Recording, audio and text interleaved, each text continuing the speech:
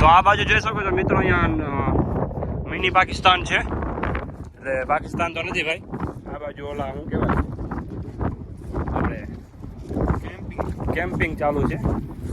તો અત્યારે અમે નીકળી ગયા આમ જો દરિયા કિનારે, અને મને ખબર છે ભાઈ કે આપણો વોઇસ નહીં આવતો હોય તમારી પાસે, પણ જેટલું આવે એટલું તમને હું કહું છું, અને આઈ હોપ તમારી પાસે આમ મારો અવાજ પહોંચતો હશે. તો મિત્રો અત્યારે જંગલમાંથી હાલતા થયા છીએ અમે ધીરે ધીરે.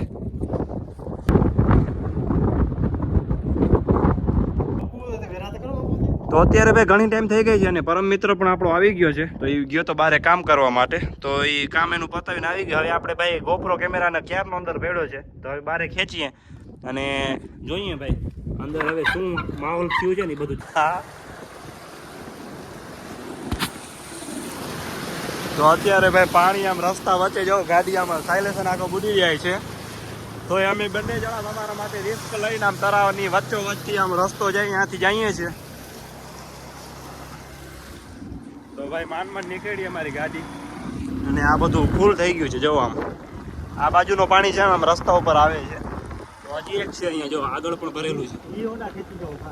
ઓ ભાઈ અહીંયા ભાઈ થોડુંક પ્રેશર વધારે છે, આમ જો આમ પાણી જાય છે.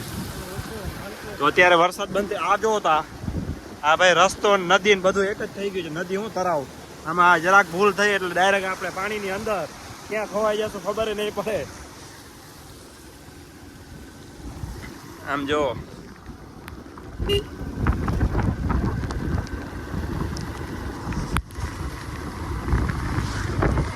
અત્યારે બંને જણા નીકળી ગયા છે. રસ્તા ઉપર કચરો જોવા મળે છે, કારણ કે ભાઈ આ પાણી બધું આવી ગયું છે ને એટલે.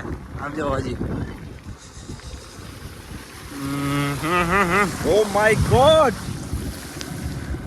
એકચ્યુઅલી અહીંયા છે પાણી બહુ વધારે ભરેલું છે. જો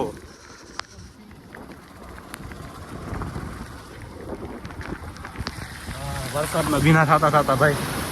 હા, અહીંયા તો રસ્તો ક્યાં છે કઈ ખબર પડે છે તને? દેખાય છે ને ભાઈ, જોજે ટાળી ના દે તો આ સાયલેશન આખો બુડી જાય છે. જો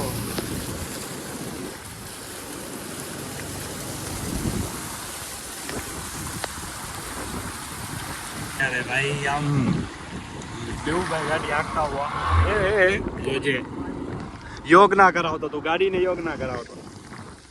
તો ચાલો હવે મોબાઈલ થોડી વાર રાખી દઈએ ભાઈ. આખો ભીનો થઈ ગયો છે, મને કાંઈ દેખાતું છે નહીં. આમાં એકચ્યુઅલી એવું છે ને કાંઈ પાણીમાં આખું ભલરી ગઈ છે, આખી ભીની થઈ ગઈ છે.